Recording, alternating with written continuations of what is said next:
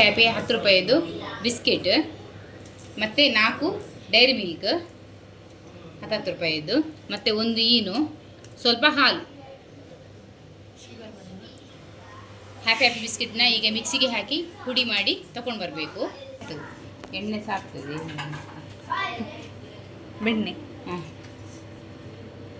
ಬೆಣ್ಣೆ ಹಾಕಿ ಹೀಗೆ full spread ಮಾಡಬೇಕು.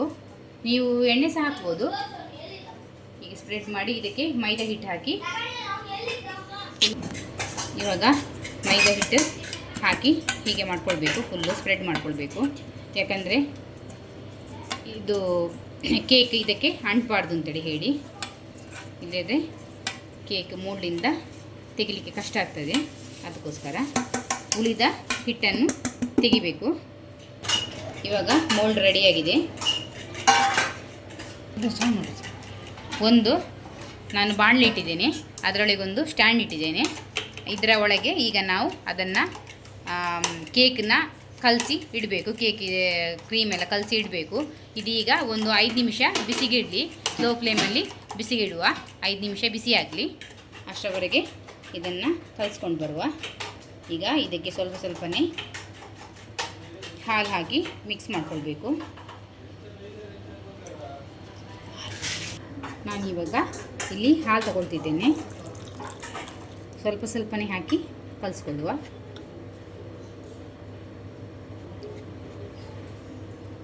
ಇವಾಗ ಪುನಃ ಸ್ವಲ್ಪ ಹಾಲು ಹಾಕ್ತಿದ್ದೇನೆ. ಈಗ ನಾನು 1 ಬೌಲಷ್ಟು, ಇದರಲ್ಲಿ 1 ಬೌಲಷ್ಟು ಹಾಲು ತಗೊಂಡಿದ್ದೆ. ಇನ್ನೂ ಸ್ವಲ್ಪ ಹಾಕಬೇಕು. ಈಗ ಇನ್ನೊಂದು ಬೌಲು ಹಾಲು ತಗೊಂಡೆ, ಅದರಲ್ಲಿ ಸ್ವಲ್ಪ ಹಾಕಿ ಕಲಿಸ್ಕೊಳ್ಳುವ.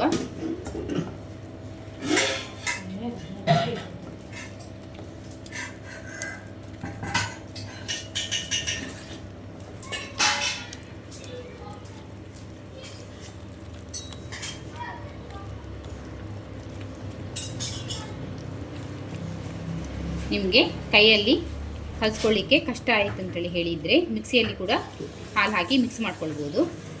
ನಾನಿಲ್ಲಿ ಕೈಯಲ್ಲಿ ಕಲಿಸ್ತಿದ್ದೇನೆ.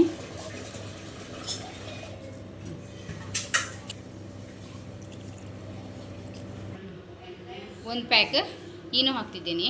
ಈಗ ಈನೋ ಹಾಕಿದ ಕೂಡಲೇ ಚೂರು ಹಾಲು ಹಾಕಿ ಮಿಕ್ಸ್ ಮಾಡಿಕೊಳ್ಳುವ. ಜಾಸ್ತಿ ಮಿಕ್ಸ್ ಮಾಡೋದು ಬೇಡ, ಜಸ್ಟ್ ಇಷ್ಟೇ ಸಾಕು. ಅದರ ಬಬಲ್ಸ್ ಹೋದರೆ ಮತ್ತೆ ಗಟ್ಟಿ ಆಗ್ತದೆ ಕೇಕ್.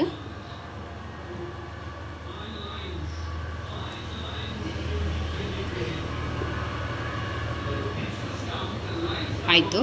ಈಗ ಮೋಲ್ಡಿಗೆ ಹಾಕುವ.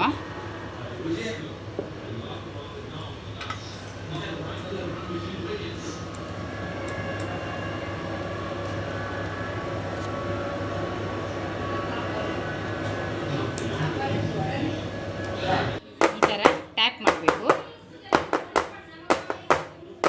ಇವಾಗ ನಾವು ಬಿಸಿಗಿಟ್ಟಿದ್ದೇವಲ್ಲ, ಇದರೊಳಗೆ ಸ್ಲೋವಲ್ಲಿ ಇಟ್ಟು ಫುಲ್ ಕವರ್ ಮಾಡ್ಕೊಳ್ಬೇಕು. ಇದು 1 ಗಂಟೆ ಬೇಯಬೇಕು. ಸ್ಲೋವಲ್ಲಿಡಿ. ಮಿನಿಟ್ಸ್ ಆಯಿತು. ಈಗ ಕೇಕ್ ರೆಡಿಯಾಗಿದೆ. ಇದನ್ನು ಈಗ ಹೀಗೆ ಮಾಡಿ ಪ್ಲೇಟ್ ಮೇಲೆ ಬೆಣ್ಣೆ ಹಾಕಿ ಚೂರು ಮೆಲ್ಟ್ ಮಾಡ್ಕೊಂಡಿದ್ದೇನೆ ಚಾಕ್ಲೇಟ್. ಈಗ ಇದರ ಮೇಲೆ ಹಾಕುವ, ಸ್ಪ್ರೆಡ್ ಮಾಡುವ. ಈವನ್ ಆಗಿ ಸ್ಪ್ರೆಡ್ ಮಾಡಬೇಕು.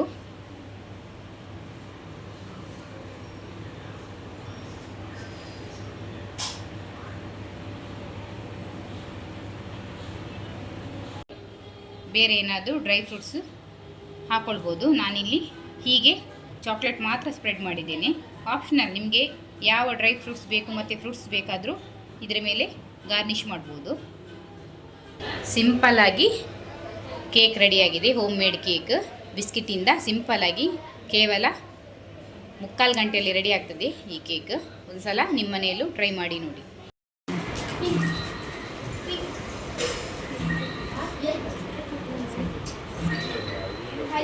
ಬನ್ನಿ ಬಾಕಿ ಬನ್ನಿ ಇವರು ಮಾಡಿದೆ